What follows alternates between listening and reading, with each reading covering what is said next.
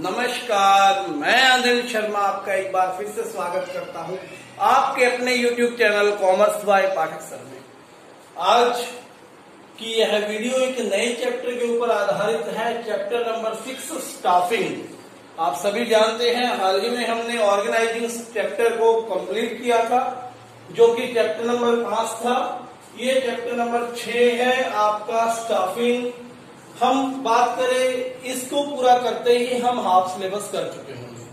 तो अभी भी जो बच्चे सीरियस नहीं हुए हैं, आधा सिलेबस आपका होने को है। और अब भी अगर आपने पढ़ना स्टार्ट नहीं किया है तो आप कहीं ना कहीं दूसरों से पीछे रह रहे हो।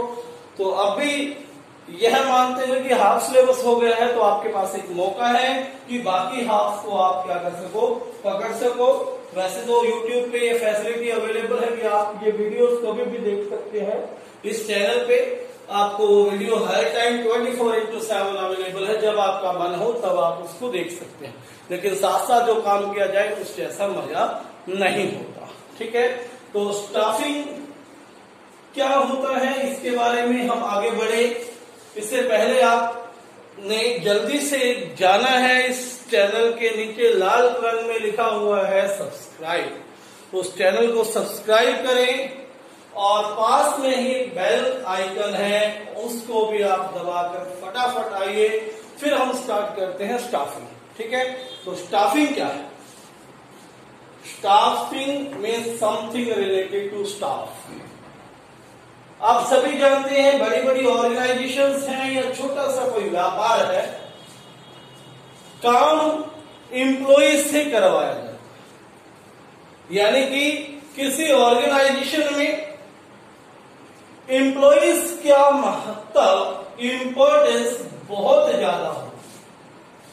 ठीक है, क्योंकि ऐसा भी कहा गया है एम्प्लॉइज के बारे में कि हमारी जो रियल एसेट्स हैं वो हर रोज शाम को छुट्टी होने के बाद अपने घर चली जाती हैं और अगले दिन वापस आ जाती हैं। यानी कि एम्प्लॉइज की इंपॉर्टेंस बहुत ज्यादा बताई।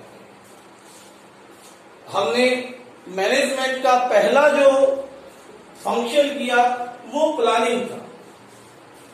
प्लानिंग के बाद दूसरा जो फंक्शन था वो था ऑर्गेनाइजिंग। ऑर्गेनाइजिंग में ऑर्गेनाइजेशनल स्ट्रक्चर आपने डेवलप किया। उस स्ट्रक्चर में जो पोस्ट आपने बनाई है, उस पोस्ट में अब आपने व्यक्ति लगाना है। आपने पोस्ट बनाई प्रिंसिपल की, you have to recruit principal. आपने पोस्ट बनाई पीजीटी कॉमर्स की, you have to recruit PGT commerce. ठीक है ना।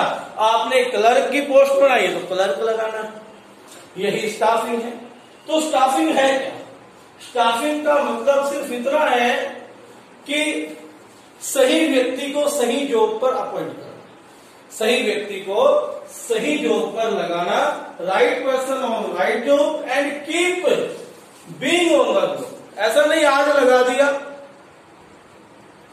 2-4 दिन बाद आपको अच्छा नहीं लगा, एक गड़बड़ की, उसको हटा दो। नहीं, उसको पूरा मौका देना है आपने। ठीक है, कि वो अपने काम को करके दिखा सके और आपको जस्टिफाई कर सके। जरूरत पड़े तो आपको ट्रेनिंग भी मुहैया करवानी होगी। ठीक है, तो स्टाफिंग का मतलब आप समझ गए होंगे, that selecting right person for the right job. ठीक है, स्टाफिंग क्या है? राइट पर्सन को राइट जॉब के लिए आपने चुनना है। स्टाफिंग में बहुत सारे काम करेंगे हम। रिक्रूटमेंट करेंगे, सिलेक्शन करेंगे, ट्रेनिंग दिलवाएंगे, है ना, उसको प्रमोट भी करेंगे, रिट्रेचमेंट हटाएंगे भी। बहुत सारे काम है इसमें। स्टाफिंग सिर्फ लगा देना मतलब नहीं है, उसके बारे में बहुत सारी जो जितने भी फंक्शन है वो करना स्टाफिंग के अंदर इंक्लूड होता है। ठीक है, तो स्टाफिंग के बारे में अगर डेफिनेशन की बात करें तो हम कह सकते हैं staffing is that part of the process of management which is concerned with obtaining, utilizing and maintaining a satisfactory and satisfied workers. ठीक है, satisfied workers को मेंटेन करना, रिक्रूट करना, सिलेक्ट करना, जो प्रोसेस है वो क्या है? आपकी स्टाफिंग। क्लियर हो गई होगी बात, उम्मीद करते हैं। तो संस्था के लिए हर व्यक्ति जो उसमें एम्प्लॉयड है इम्पोर्टेंट है, उसका अपना एक काम है, ठीक है। तो staffing as a managerial activity, एक संस्था का यह उत्तरदायित्व है कि एक व्यक्ति को जिसको आपने चुन लिया, चुनाव करते साथ टाइम आप कितना भी टफ टेस्ट लें कोई प्रॉब्लम नहीं, उसको बार बार टफ प्रोसीजर में से, सिलेक्शन प्रोसीजर में से गुजारिए, नो प्रॉब्लम। लेकिन एक बार आपने किसी व्यक्ति को सिलेक्ट कर लिया तो उसे भरपूर टाइम दे कि वो अपने आप को जस्टिफाई कर सके कि हाँ वो अपने, जब बिल्कुल ये लग जाए कि बार बार गलती हो रही है, बार बार वो है काम ढंग से नहीं कह रहा, कहने से भी नहीं मान रहा, तो आप स्टेप उठा सकते हैं। पहले उसको आपने भरपूर मौका देना है। उसके बाद नई ऑर्गेनाइजेशन के लिए स्टाफिंग पूरा का पूरा काम करना होता है, पूरा स्टाफ नियुक्त करना होता है।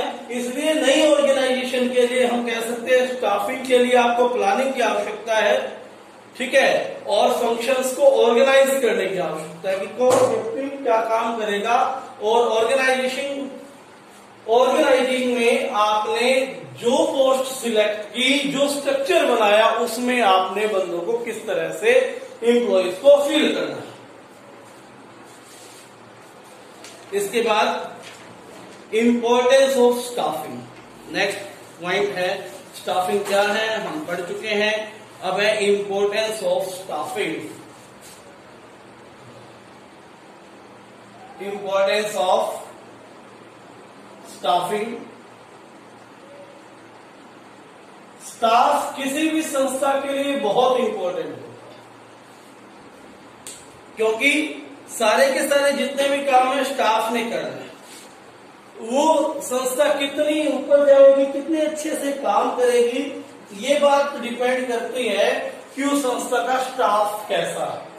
यदि स्टाफ अच्छा है तो संस्था दिन दुगनी और रात चौगुनी उन्नति करेगी, ठीक है।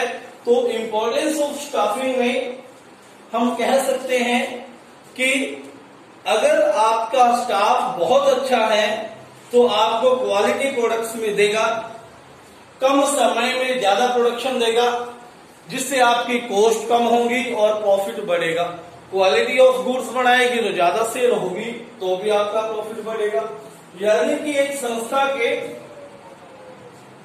चलने पर और ना चलने में बहुत ज्यादा योगदान, प्रॉफिटेबल होने या ना होने में बहुत ज्यादा योगदान एम्प्लॉइज का रहता है।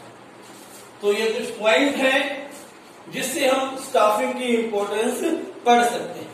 सबसे पहले obtaining competent personal, obtaining competent personal, obtain करना है, प्राप्त करना है कॉम्पिटेंट पर्सनल, योग्य व्यक्ति, ठीक है, जो किसी काम को, किसी ड्यूटी को बहुत अच्छे से परफॉर्म कर सके, ठीक है। उसके लिए आपने क्वालिफिकेशन टेस्ट रखने हैं या क्वालिफिकेशन रखनी है, क्या करना है वो आपका काम। देन हाई परफॉर्मेंस, यदि आप स्टाफ अच्छा रखोगे तो आप स्टाफ के द्वारा आपकी संस्था की परफॉर्मेंस जो होगी वो हाई होगी, अच्छी क्वालिटी के प्रोडक्ट बनेंगे, सेल बढ़ेगी, कम टाइम एंड एफर्ट से प्रोडक्ट बनेंगे, कॉस्ट कम होगी। दोनों ही संस्था के लिए, दोनों ही ऑर्गेनाइजेशन के लिए क्या है, इंपॉर्टेंट है, बेनिफिशियल है, प्रॉफिटेबल है। तीसरा, संस्था कंटिन्यूएशन एंड ग्रोथ, संस्था की ग्रोथ और उसके सर्वाइवल, या मैं कहूं कंटिन्यूएशन, ये भी किस पर डिपेंड करेगा, मैनेजर्स की स्टाफिंग से संबंधित प्लानिंग पर।